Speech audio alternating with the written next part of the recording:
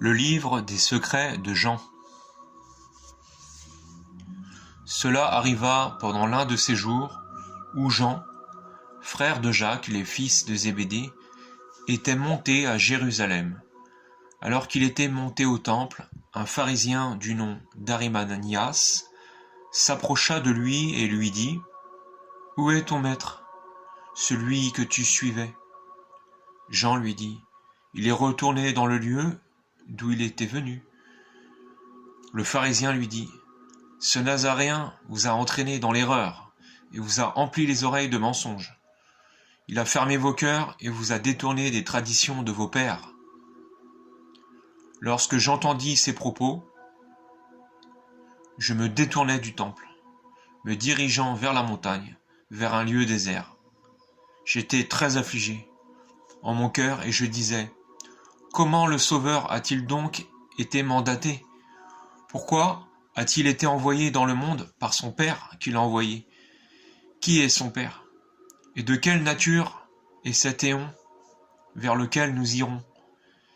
Il nous a dit que cet éon où nous sommes avait reçu l'empreinte de cet éon incorruptible où nous irons, mais ne nous a pas instruits de ce dernier en nous disant de quelle nature il était. À cet instant, alors que je pensais à cela, les cieux s'ouvrirent. La création entière s'illumina, d'une lumière apparut en dessous des cieux, et le monde entier fut ébranlé. Je fus effrayé et je me prosternai. Et voici que m'apparut un enfant.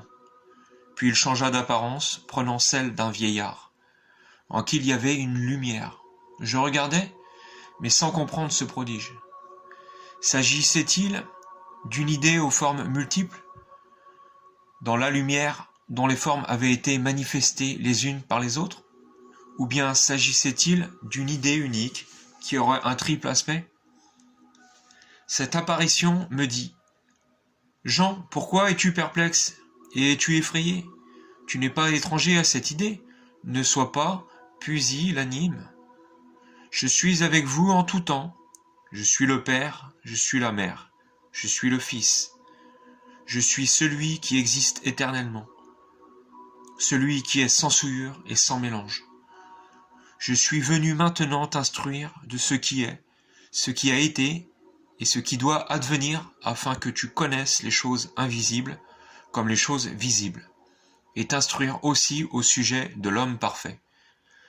Maintenant donc, lève ton visage, écoute et écris ce que je te dirai aujourd'hui, afin de l'envoyer toi-même à tes compagnons spirituels qui sont issus de la race inébranlable de l'homme parfait. J'interrogeai alors afin de penser, et il me dit : la monade étant une monarchie, sur laquelle ne s'exerce aucun pouvoir.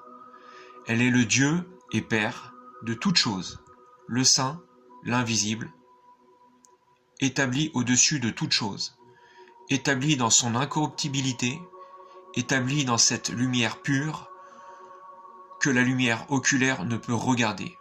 Il est l'Esprit. Il n'est pas convenable de le penser comme Dieu ou en des termes similaires, car il est plus qu'un Dieu. Il est un pouvoir au-dessus duquel n'existe aucun pouvoir, car rien n'existe avant lui. Il n'a pas non plus besoin de ce qui vient après lui. Il n'a pas besoin de vie, car il est éternel. Il n'a pas besoin de quoi que ce soit, car il est imperfectible, dans la mesure où il n'a pas de manque qui le rend perfectible. Il est au contraire totalement parfait en tout temps. Il est lumière. Il est l'illimité, car nul n'existe avant lui pour le limiter. Il est l'indistinct, car nul n'existe avant lui pour lui imposer une distinction. Il est l'incommensurable, car personne d'autre ne l'a mesuré, qui existe avant lui. Il est l'invisible, car nul ne l'a vu. Lui, c'est éternel, toujours existant. Il est l'indicible, car nul n'existe qui l'appréhende de façon à le dire. Il est l'innommable, car il n'est personne qui existe avant lui pour le nommer. Il est la lumière incommensurable, sans mélange, sainte et pure. il est l'indicible parfait et incorruptible. Il n'est ni perfection, ni béatitude, ni divinité, mais une réalité supérieure à ces notions. Il n'est ni infini, ni limité, mais une réalité supérieure à ces notions. Il n'est ni corporel, ni incorporel, ni grand, ni petit, et ne peut être quantifié. Il n'est pas une créature. Nul ne peut non plus le penser, car il ne fait partie de rien de ce qui existe, mais est une réalité supérieure à ce qui existe, non du fait de sa supériorité, mais en lui-même. Il ne peut faire partie d'un néon, car le temps n'existe pas pour lui. En effet, celui qui fait partie d'un néon, d'autres ont préparé cet néon pour lui. Et le temps ne lui a pas été imposé comme mesure puisqu'il n'a pas reçu d'un autre qui le mesure. Et il est sans besoin, car il n'y a absolument personne avant lui. C'est à lui-même qu'il adresse ses demandes. C'est dans la perfection de la lumière qu'il pensera la lumière sans mélange. Majesté incommensurable, éternelle, dispensateur d'éternité, lumière, dispensateur de lumière, vie, dispensateur de vie, bienheureux, dispensateur de béatitude, connaissance, dispensateur de connaissance, éternellement bon, dispensateur de bien, faiseur de bien, non à la mesure de ce qu'il possède, mais à la mesure de ce qu'il dispense. Grâce qui dispense une grâce, don qui dispense un don, lumière incommensurable. Parenthèse. Les éons, puissance éternelle émanée de l'être et rendant possible son action sur les choses. Dictionnaire Larousse. Que te dirais-je au sujet de cet être insaisissable, qu'il est l'idée de la lumière, dans la mesure où je peux le penser, car qui pourra jamais le penser? Je pourrais t'en parler en ces termes. Son néon est incorruptible, en quiétude se reposant en silence. Lui, l'esprit existe avant toute chose. Il est la tête de tous les éons. Existe-t-il quelque chose d'autre auprès de lui? Nul d'entre nous ne connaît ce qui concerne cet incommensurable, hormis celui qui a habité en lui. C'est lui qui nous a dit ces choses. C'est lui qui se pense lui-même dans sa propre lumière qui l'entoure. C'est lui qui est la source d'eau vive, la lumière pleine de pureté. La source de l'esprit s'écoula, venant de l'eau vive de la lumière, et il présida les cœurs de tous les éons et des mondes.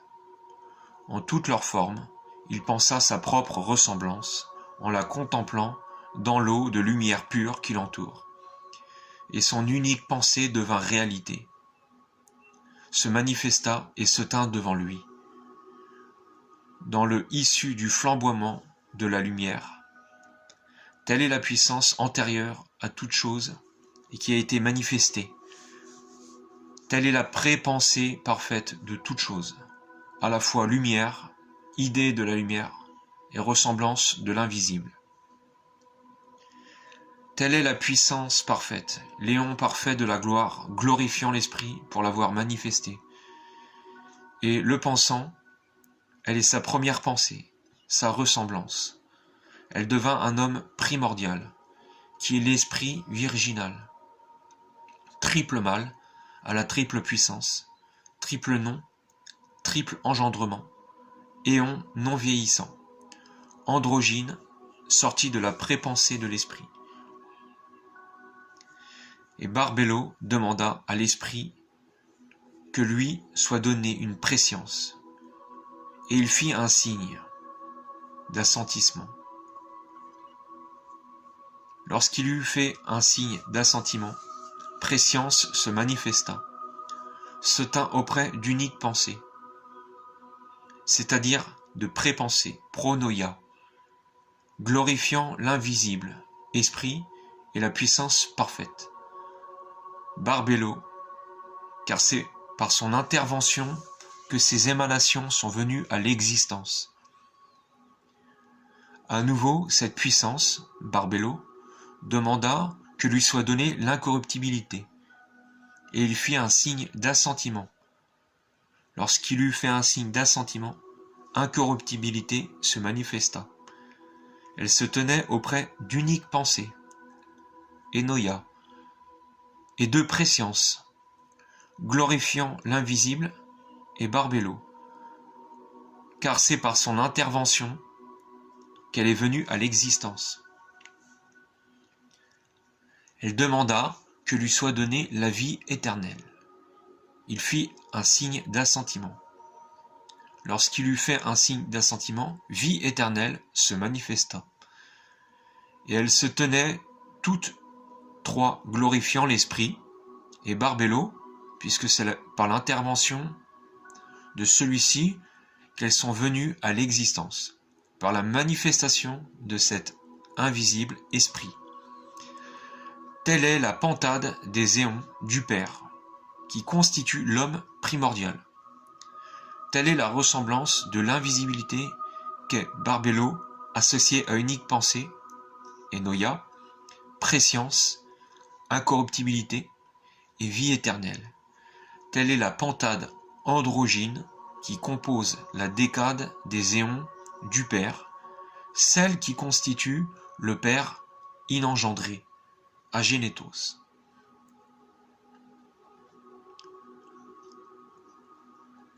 L'enfantement du Fils dans le silence. Barbelo regarda intensément vers l'Esprit, vers la lumière pure. Elle se tourna vers elle et enfanta une étincelle de lumière bienheureuse, mais qui ne lui était pas égale en grandeur. Tel est l'unique engendré, monogéné issu du Père. Tel est le Dieu engendré de lui-même, autogénétos. Le Fils premier engendré, de tous ceux de l'Esprit, de la lumière pure. Alors l'Esprit invisible se réjouit au sujet de la lumière qui était venue à l'existence, qui était apparue dans la première puissance, sa prépensée, pronoia, Barbelo. Et il oignit ce Fils de sa bonté, afin qu'il soit parfait, et qu'il n'y ait en lui aucune déficience de bonté, puisqu'il l'a oint de la bonté. C'est l'invisible Esprit qui a versé sur lui cette bonté. Et le Fils reçut l'onction de l'Esprit virginal et se tint en sa présence, glorifiant l'invisible Esprit, par qui il a été manifesté et la prépensée, pronoia, parfaite. Et le Fils demanda que lui soit donné un partenaire, l'intellect. L'invisible Esprit fit un signe d'assentiment, et intellect se manifesta à lui et se tint auprès du Christ, glorifiant l'invisible Esprit, ainsi que Barbelo. Toutes les œuvres qui précèdent ont été produites en silence et en unique pensée. L'invisible Esprit voulut alors faire une œuvre. Sa volonté devint glorifiant. Le Verbe suivit la volonté, car c'est par le Verbe que le Christ a créé toute chose. Lui, le Dieu engendrement de lui-même, autogénèse. Quant à vie éternelle et volonté, ainsi qu'intellect et préscience, ils sont tard, glorifiant l'invisible Esprit et Barbelo, car c'est d'elle qu'ils sont issus. Donc le Fils atteignit la perfection par l'intervention de l'Esprit, lui le Dieu engendrement de lui-même, éternel, Fils de Barbelo, lui qui s'est tenu en présence de l'Esprit invisible, éternel et virginal, lui le Dieu engendrement de lui-même, le Christ, que l'Esprit avait magnifiquement honoré, parce qu'il est il était de sa première pensée. Lui que l'invisible esprit a établi comme Dieu sur le tout, Dieu véritable. L'esprit lui donna tout pouvoir et fit en sorte que la vérité, qui est en lui fut soumise, afin qu'il pense toute chose, lui dont le nom ne sera dit qu'à ceux qui en sont dignes. C'est de la lumière qu'est le Christ, et de l'incorruptibilité, par le don de l'Esprit, que les 4 grands luminaires furent manifestés hors du Dieu engendrement de lui-même, pour se tenir auprès du Fils, en tant que triade composée de volonté, unique pensée et vie. Alors que la tétrade est composée de grâce, compréhension, perception et sagacité. Les 12 éons du Fils. La grâce du premier luminaire, Armosel, l'ange de lumière, et dont le premier éon, avec lui sont 3 éons. Grâce, vérité et forme. Le deuxième luminaire, Oro-Yaël, a été établi sur le deuxième éon. Avec lui sont 3 éons. Prépensée, pronoia, perception et mémoire. Le troisième luminaire, Davéité, a été établi sur le troisième éon. Avec lui sont 3 éons. Compréhension, amour et idée. Quant au quatrième luminaire, Éléleth, il a été établi sur le quatrième éon. Avec lui sont 3 éons. Perfection, paix et sagesse.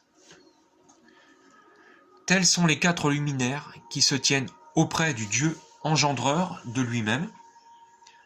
Tels sont les 12 éons qui assistent l'enfant, le grand Christ engendreur de lui-même, par le bon vouloir du divin Esprit invisible. Ces 12 éons sont ceux du Fils, de l'engendré de lui-même, autogénétos, par qui toutes choses ont été établies par la volonté de l'Esprit Saint, par l'intermédiaire de l'engendrement de lui-même. Le modèle de l'humanité, la manifestation de l'homme parfait, c'est de la préscience et de l'intellect parfait par le don et le bon vouloir du grand esprit invisible et le bon vouloir de l'engendrement de lui-même, que provient l'homme parfait, véritable, le premier manifesté. L'esprit l'appela Adam, et il l'installa sur le premier éon, près du grand Dieu. Le Christ, engendreur de lui-même, auprès du premier éon d'Armosel, accompagné de ses puissances. Et l'esprit invisible lui donna une puissance intellectuelle, Noéron, invincible. L'homme parfait dit alors : je glorifie et bénis l'esprit invisible. C'est par toi que tout a existé, et vers toi que tout retourne. Je te bénis, toi, l'engendrement de lui-même, et les éons, triade, Père, Mère et Fils, puissance parfaite. Le modèle de l'humanité s'étienne. Entre parenthèses, Seth, le remplaçant, patriarche biblique, troisième fils d'Adam et Ève. Et l'homme parfait installa son fils Seth sur le deuxième éon près du deuxième luminaire, Oro-Yaël. Dans le troisième éon fut installée la semence de Seth, les âmes des saints qui sont éternels. Dans le troisième luminaire, Davétaï. Dans le quatrième éon, enfin, furent installées les âmes de ceux qui ont eu connaissance de leur perfection et n'ont pas été promptes à se repentir, mais sont restés temporairement dans cet état, puis se sont finalement repentis. C'est auprès du quatrième luminaire, et les lettres, que ceux-là resteront, lui qui se les est adjoint pour la glorification de l'invisible esprit. L'impétuosité de la sagesse. Donc notre consoeur la sagesse, qui est un néon, conçut une pensée de son propre chef. Pensant l'esprit et la prescience, elle voulut en manifester l'idée par elle-même, sans que l'esprit se soit levé avec elle pour l'assister, sans même qu'il ait fait un signe d'assentiment, sans même que son conjoint, le virginal esprit mâle, ait donné son consentement. C'est donc sans avoir trouvé celui qui parle d'une seule voix avec elle qu'elle donnera son consentement. C'est sans le bon vouloir de l'esprit et sans que celui qui parle d'une seule voix avec elle n'en ait eu connaissance qu'elle s'élança au dehors.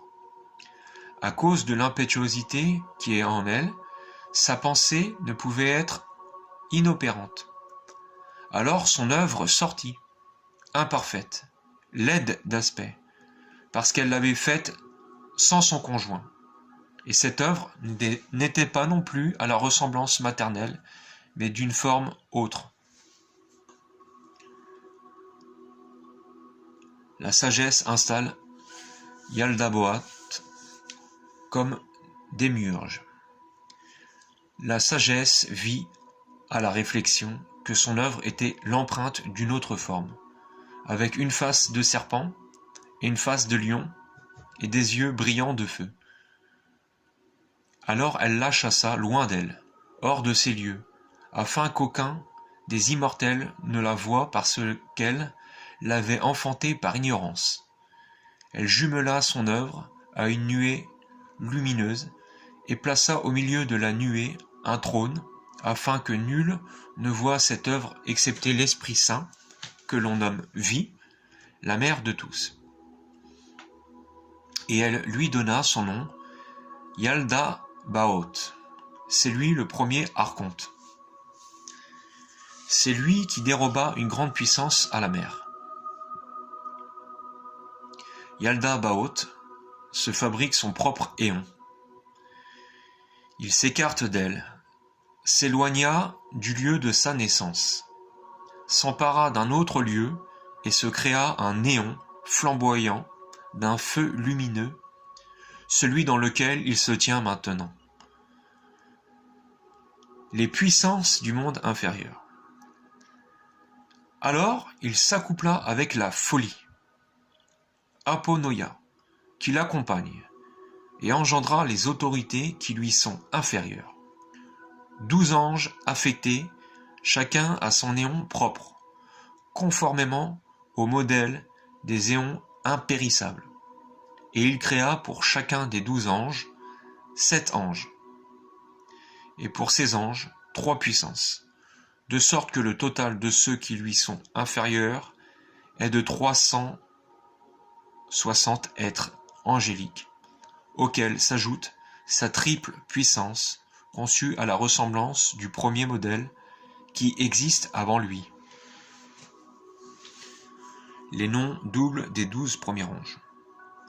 En conséquence, lorsque ces autorités ont été manifestées par l'engendreur principal, premier archonte de la ténèbre, c'est de l'ignorance de celui qui les a engendrés qu'elles ont reçu leur nom. Le premier nom est Yaot, le deuxième est Hermas, l'œil du feu, le troisième est Galila, le quatrième est Yobel, le cinquième est Adonaios, le sixième est Sabaoth, le septième est Kainan et Kai, celui qu'on le nomme Cain, c'est-à-dire le soleil. Le huitième est Abi-Siné. Le neuvième est Yobel. Le dixième est Armu-Piael. Le onzième est Adona. Le douzième est Bélias. Tous ces autorités ont donc des noms différents qui leur viennent de la convoitise et la colère. Mais ce sont des noms différents, doubles, qui ont été donnés à celles-ci, et leurs seconds noms leur ont été donnés par la gloire du ciel, et manifestent véritablement leur nature. Et sa classe les a appelés des noms qui précèdent, mélangeant de la folie à leur puissance. Par ces derniers, par moments, ils déclinent et s'affaiblissent. Par les autres, au contraire, ils acquièrent force et croissent. 7 anges règnent sur les cieux et 5 sur le chaos. Et le premier archonte commanda à 7 rois de régner sur les cieux et aux 5 autres de régner sur le chaos infernal. Les noms de gloire de ceux qui dominent sur les 7 cieux sont les suivants. Le premier est Yaot, à l'aspect de lion. Le deuxième est Elohaios, à l'aspect d'âne. Le troisième est Astaphaios, à l'aspect de hyène. Le quatrième est Yao, à l'aspect de serpent à 7 têtes. Le cinquième est Adonaios, à l'aspect de dragon. Le sixième est Adoni, à l'aspect de singe. Le septième est Sabbataios, à l'aspect de flamme de feu lumineux. Tel est l'hebdomade du sabbat. Tels sont ceux qui gouvernent le monde.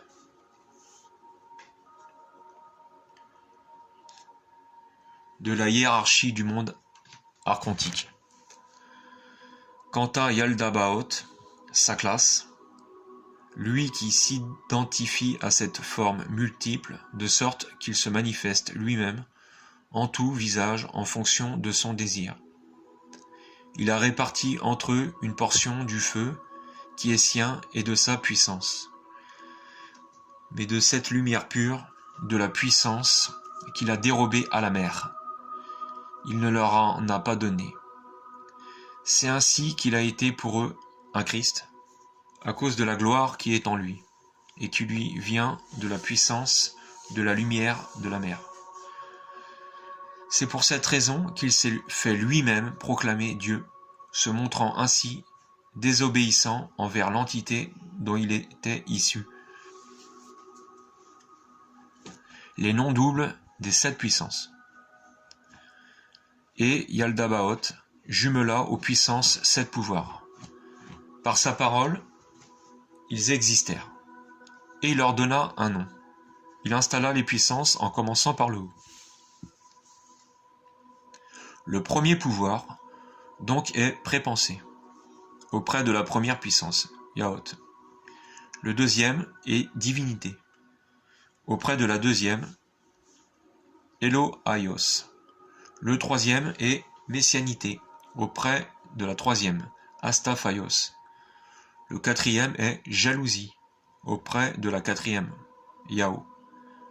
Le cinquième est royauté, auprès de la cinquième, Sabaoth.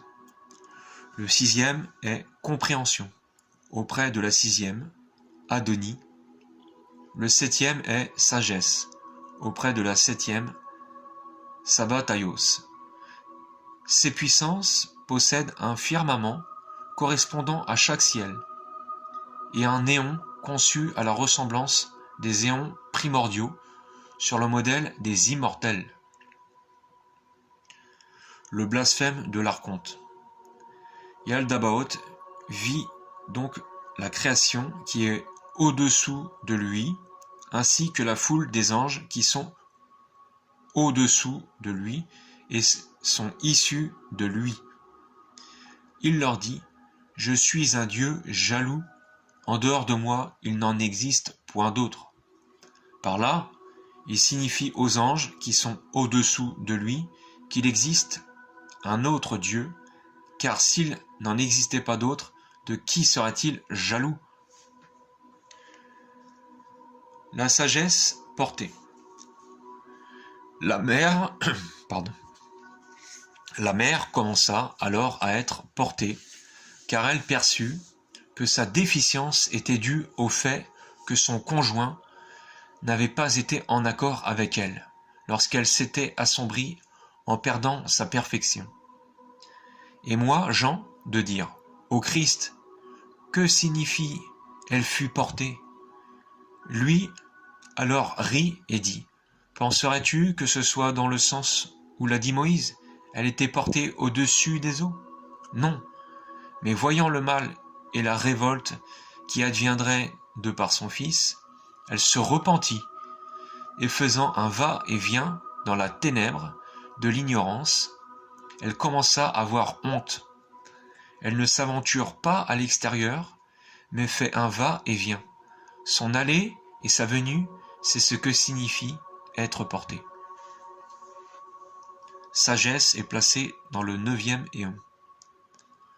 Lorsque l'impudent archonte déroba de la puissance à la mer, il ignorait que ceux qui sont supérieurs à sa mère sont multitudes. Il disait en effet de sa mère qu'elle seule existait. Voyant la foule immense des anges qu'il a créés, il s'exaltait au-dessus d'eux. Lorsque la mère comprit que l'avorton de la ténèbre était imparfait parce que son conjoint n'avait pas été d'accord avec elle, elle se repentit.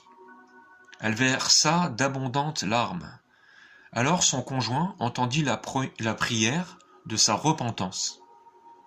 Ses frères intercédèrent en sa faveur, et l'Esprit Saint, invisible, fit un signe d'assentiment, et ayant fait un signe d'assentiment, l'Esprit invisible répandit sur elle un esprit venu de la plénitude.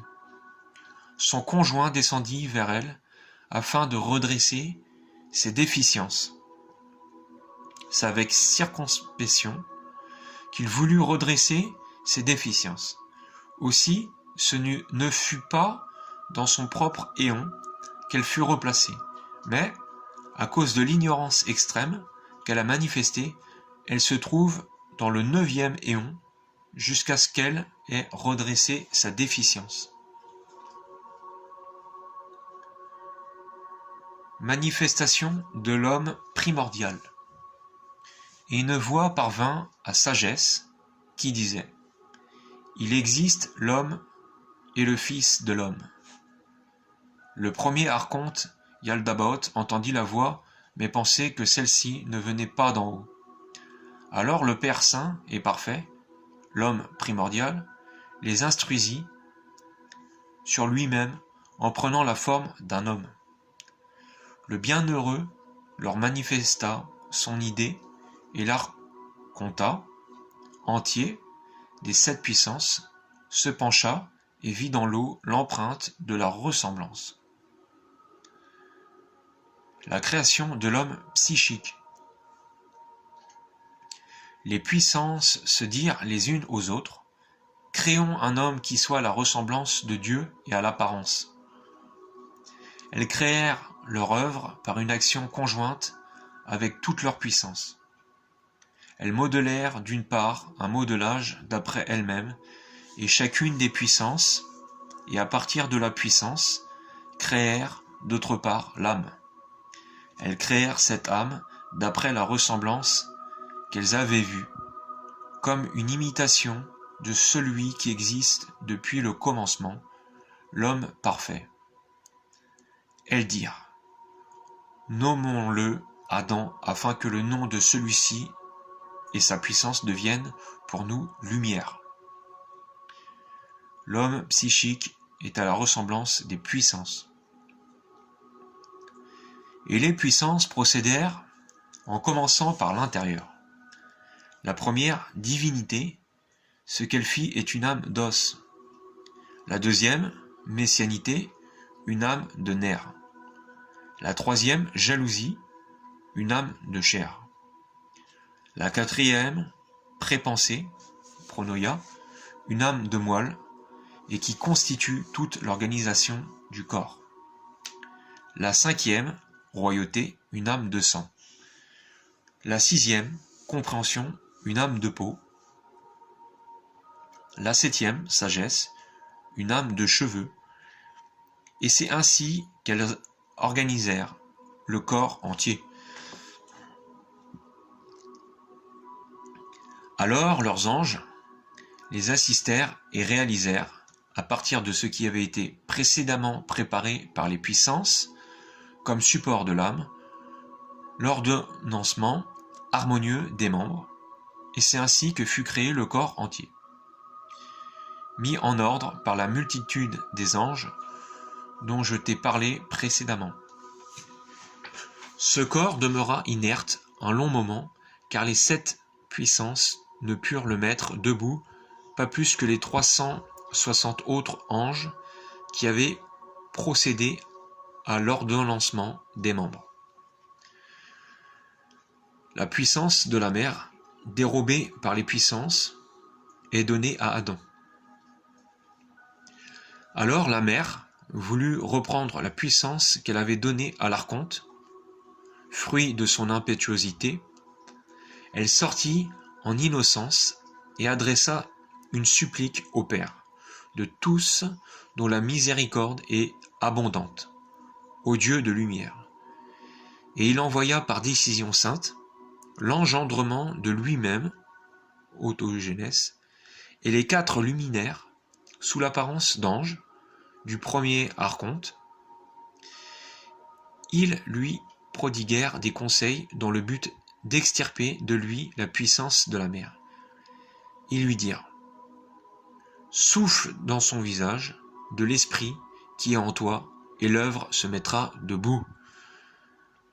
Il insuffla de son esprit dans celle-ci, c'est-à-dire de la puissance qui vient de la mer, et son œuvre se mut aussitôt.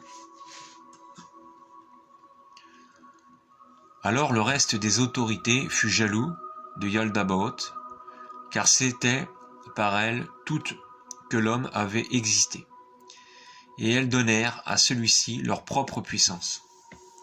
Et il devint ainsi possesseur des âmes, des 7 autorités et de leur puissance. Sa sagesse devint supérieure à toute la leur et supérieure à celle du premier archonte. Adam est entraîné vers la matière, Yaldabaoth, et ses autorités comprirent que l'homme s'était dépouillé de la méchanceté en devenant plus sage qu'eux et qu'il avait accédé à la lumière. Ils le prirent alors et l'entraînèrent vers les régions inférieures de l'immense matière. Le bienheureux Père, bienfaiteur, miséricordieux, manifesta sa compassion envers cette puissance de la mer, qui avait été soustraite au premier archonte, afin qu'elle exerce son pouvoir sur le corps. Lui, plein de pitié, envoya l'Esprit bienfaisant comme aide pour celui qui était descendu en premier et qui avait été appelé Adam. Cet esprit est pensée supérieure, épinoïa, de la lumière, celle qu'Adam a nommée vie. C'est elle qui assiste toute créature, peine avec elle, la redresse en vue de la perfection de son propre temple, l'instruit de la descente de sa déficience et lui enseigne sa remontée. Et pensée supérieure, épinoïa, de la lumière, était cachée en lui afin que les archontes ne perçoivent pas sa présence, mais que notre sœur la sagesse, qui est semblable à nous, corrige ses déficiences grâce à pensée supérieure, épinoïa, de la lumière. Le modelage de l'Adam matériel. L'homme devint donc lumineux à cause de l'ombre de la lumière qui est en lui, et sa pensée devint supérieure à celle de ses créateurs. Et, s'étant penchés vers lui, ils virent que l'homme leur était devenu supérieur. Ils tinrent alors conseil avec tout le corps angélique des archontes et le reste de leur puissance. Alors le souffle et la terre furent mélangés à l'eau et à la flamme. Ils les assemblèrent au moyen des 4 vents, au souffle brûlant, les unissant ensemble.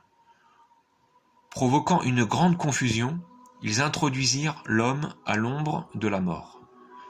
Ils firent donc un remodelage, une nouvelle fois, mais à partir de terre, d'eau, de feu et de souffle, c'est-à-dire à partir de matière. de ténèbres, de désirs et d'esprits contrefaits. Le voilà le lien, le voilà le tombeau du modelage du corps dont ils ont revêtu l'homme, comme d'un lien matériel. La voilà la descente primordiale et la séparation primordiale. Mais l'unique pensée, Enoia, de la lumière primordiale, qui est dans l'homme, voilà celle qui éveille sa pensée. Le premier archonte prit l'homme et le plaça dans ce paradis, dont il disait qu'il est délice pour lui, mais c'est afin de le tromper, car leurs délices sont amères, et leur beauté perverse. Leurs délices sont tromperies, et leur arbre impiété. Leur fruit est un poison incurable, et leur promesse est mort pour lui. À propos de leur arbre qu'ils ont planté en prétendant qu'il est l'arbre de la vie, je vous enseignerai le mystère de leur vie.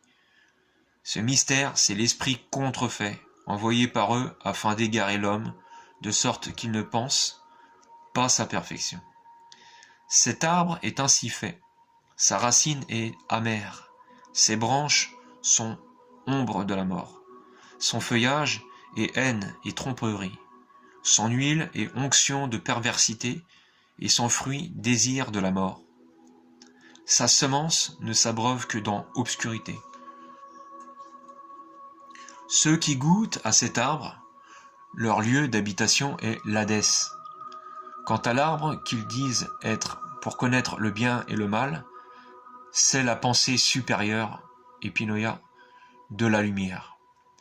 C'est à propos de celle-ci qu'ils ont donné le commandement de ne pas goûter, c'est-à-dire de ne pas lui obéir, puisque ce commandement a été édicté contre l'arbre, afin que l'homme ne regarde pas en haut, vers sa perfection, et qu'il ne comprenne pas qu'il est nu de sa perfection. Mais c'est moi qui les ai redressés pour qu'ils mangent.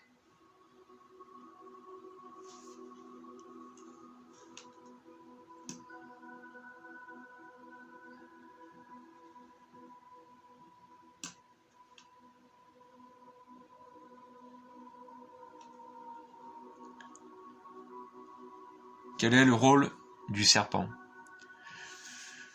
Je lui dis, Christ, n'est-ce donc pas le serpent qui a enseigné la femme? Il sourit et dit, c'est le serpent qui lui a enseigné la procréation faite de désirs, de souillure et de corruption, car elles sont choses utiles pour lui-même.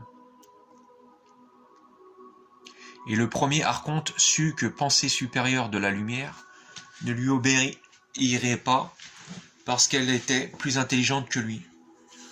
Aussi désira-t-il reprendre la puissance qui lui avait été retirée au profit d'Adam, et il jeta un oubli sur Adam. Je lui dis, Christ, qu'est-ce que l'oubli?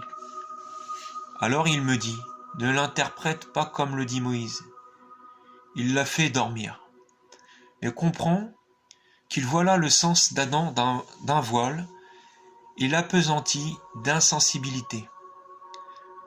Car le premier archonte a parlé par la bouche du prophète en disant « J'appesantirai les oreilles de leur cœur pour qu'ils ne comprennent pas et ne voient pas. » Le modelage de la femme. Épinoïa, pensée supérieure de la lumière, s'était auparavant caché en Adam. Et de par sa volonté, le grand archonte désira l'en faire sortir au moyen de la côte. Mais comme pensée supérieure de la lumière est un être insaisissable, l'obscurité, bien qu'elle l'ait poursuivie, ne put la saisir. Le grand archonte décida donc de faire sortir la puissance hors d'Adam en faisant un nouveau modelage en forme de femme, et mit ainsi cette femme debout devant Adam. Cela ne se passa donc pas comme l'a dit Moïse. Il prit une côte, mais il fit la femme auprès de lui. Adam sort de l'oubli et reconnaît Épinoïa. À cet instant, Adam fut dégrisé de l'ivresse de l'obscurité, car pensée supérieure de la lumière retira le voile qu'il avait sur le cœur. Aussitôt qu'il connut sa propre essence, il dit : Maintenant c'est bien un os de mes os, et de la chair de ma chair. C'est pourquoi l'homme quittera son père et sa mère, s'unira à sa femme, et ils deviendront, eux deux, une chair unique. C'est dire que le conjoint de la mère sera envoyé et que la déficience de celle-ci sera redressée. C'est pourquoi Adam la nomma mère de tous les vivants. Pensée supérieure instruit Adam. Par décision de la souveraineté d'en haut et par la révélation qu'elle lui délivra, Pensée supérieure enseigna à Adam la connaissance qui provient de l'arbre du même nom, sous la forme d'un aigle. Elle lui apprit à manger la connaissance, afin qu'il se souvienne de sa perfection, car tous deux avaient subi la chute de l'ignorance. Yaldabaoth comprit qu'Adam et sa femme s'écartaient de lui, et les maudit. Il ajouta aussi à l'adresse de la femme que son mari la dominerait, sans connaître le mystère qui s'était produit par décision sainte d'en haut. Mais eux eurent peur de le maudire et de manifester son ignorance à tous ses anges. Il les chassa donc du paradis et il les revêtit d'une morne obscurité.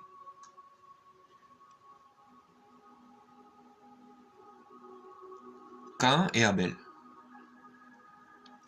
Yaldabaoth vit alors la Vierge qui se tenait près d'Adam. Il fut rempli d'ignorance et voulant susciter d'elle une semence, il la souilla et engendra un premier fils, ainsi qu'un deuxième. Yahweh avait un visage d'ours et Elohim un visage de chat. L'un est juste et l'autre est injuste. Elohim est le juste et Yahweh l'injuste. Le juste, il l'a établi sur le feu et l'esprit. L'injuste, il l'a établi sur l'eau et la terre. C'est eux que toutes les générations des hommes ont nommé Caïn et Abel. Jusqu'à aujourd'hui, l'union matrimoniale instituée par le premier archonte a existé. Il a semé en Adam un désir sexuel, de sorte que la copie à laquelle donne naissance ce désir, à l'instigation de leur esprit contrefait, soit de même nature que celle instituée par l'archonte. Quant aux deux archontes, Elohim et Yahweh, il les a installés sur des principautés afin qu'ils gouvernent sur le tombeau. 7. Adam connut celle qui est de même nature que lui et engendra Seth, d'après le modèle de la race qui est en haut, dans les éons. C'est de cette façon que la mère a envoyé celui qui est sien. Pour elle, l'esprit descendit afin d'éveiller celle qui est de même nature que lui, conçue d'après le modèle de la plénitude, pour qu'à son tour, celui-ci éveille les hommes de l'oubli et de la malice du tombeau. Et ainsi Seth demeura un temps. Il œuvra en faveur de la semence de pensée supérieure, afin que lorsque l'esprit viendra des éons saints, il les établisse hors de la déficience, de façon à restaurer l'éon, pour qu'il soit dans une perfection sainte, et soit donc sans déficience.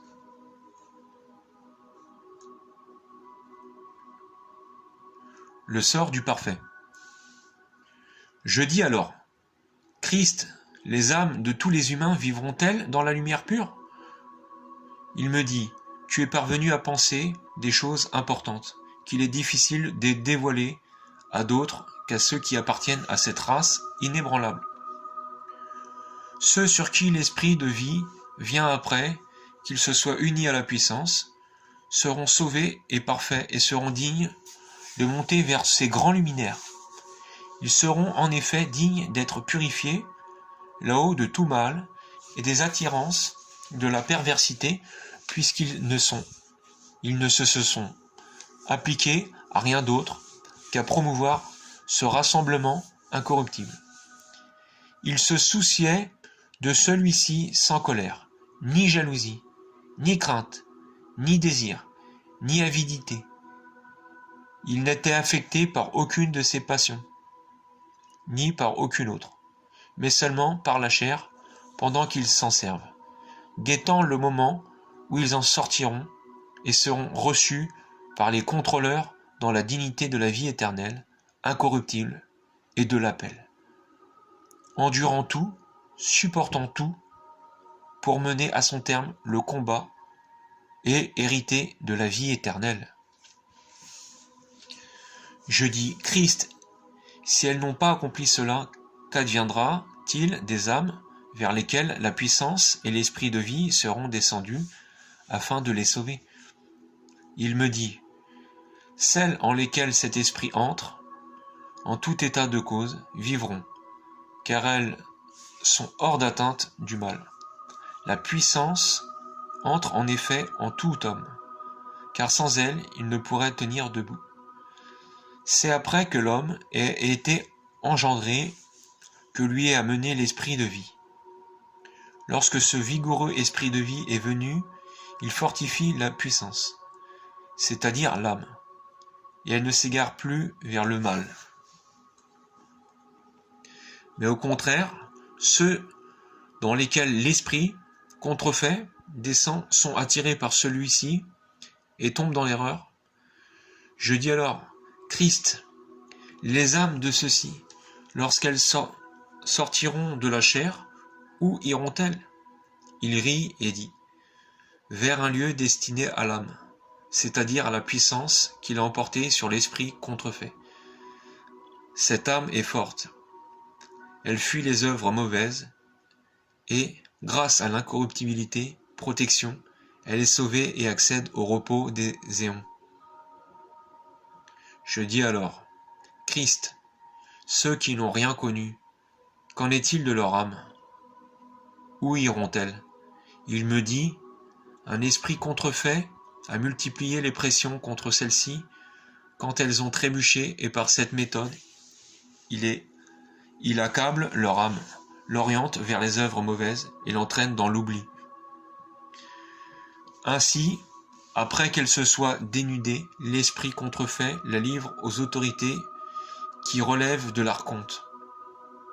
À nouveau, ces autorités les jettent dans des liens et elles tournent avec elles jusqu'à ce qu'elles soient délivrées de l'oubli, que l'âme acquiert la connaissance et atteigne ainsi la perfection et soit sauvée.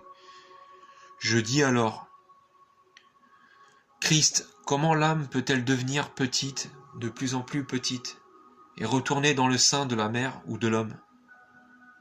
Lorsque je l'eus interrogé, il se réjouit et dit, bienheureux es-tu d'être capable d'intelligence.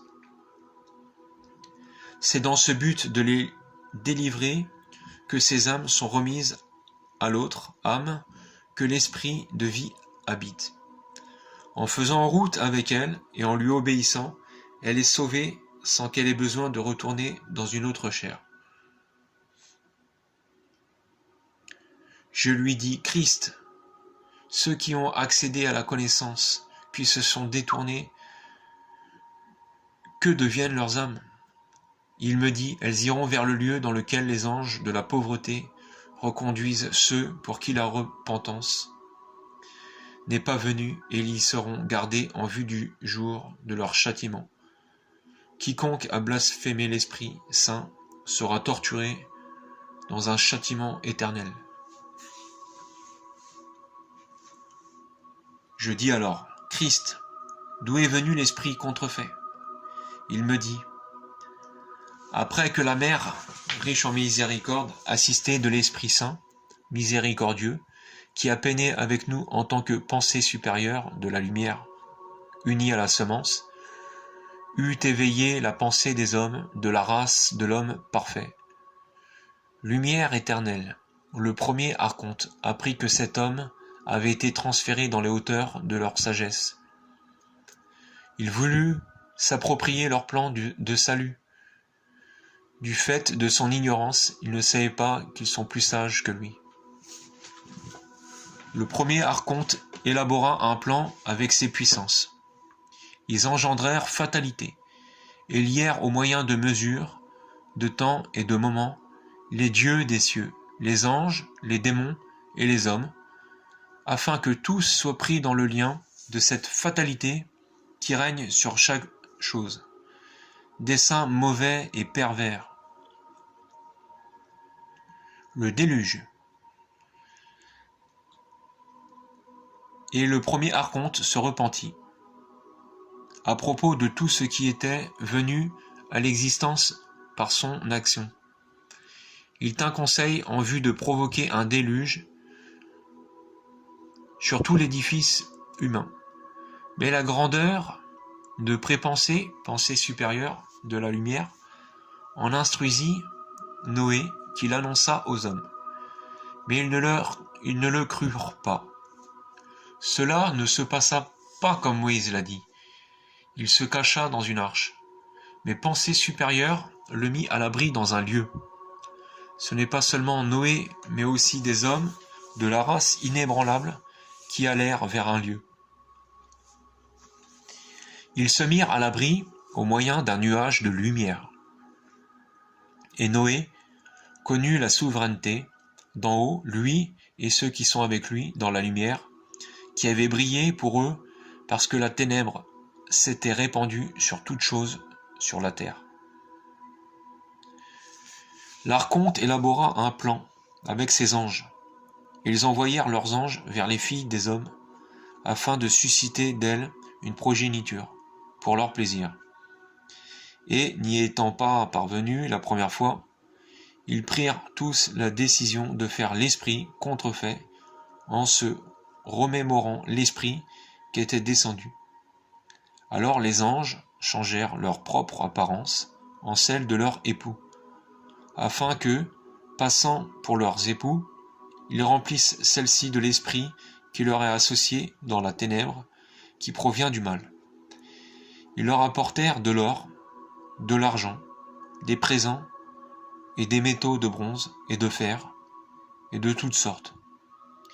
Ils les induisirent en tentation afin qu'elles ne se souviennent plus de leur prépensée inébranlable.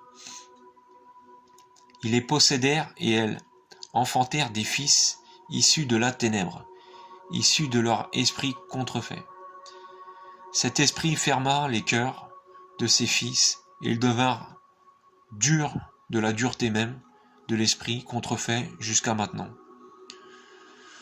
Que soit donc bénie la mère Père à l'abondante miséricorde, qui reçoit forme dans sa semence. Je suis d'abord monté vers Léon parfait, mais je te dis ces choses maintenant, pour que tu les mettes par écrit et les transmettes à tes compagnons spirituels en secret, car ce mystère est celui de la race inébranlable. La mère est descendue une autre fois avant moi. Ce qu'elle a fait dans le monde, c'est de restaurer sa semence. Mais moi, je vous enseignerai ce qui adviendra.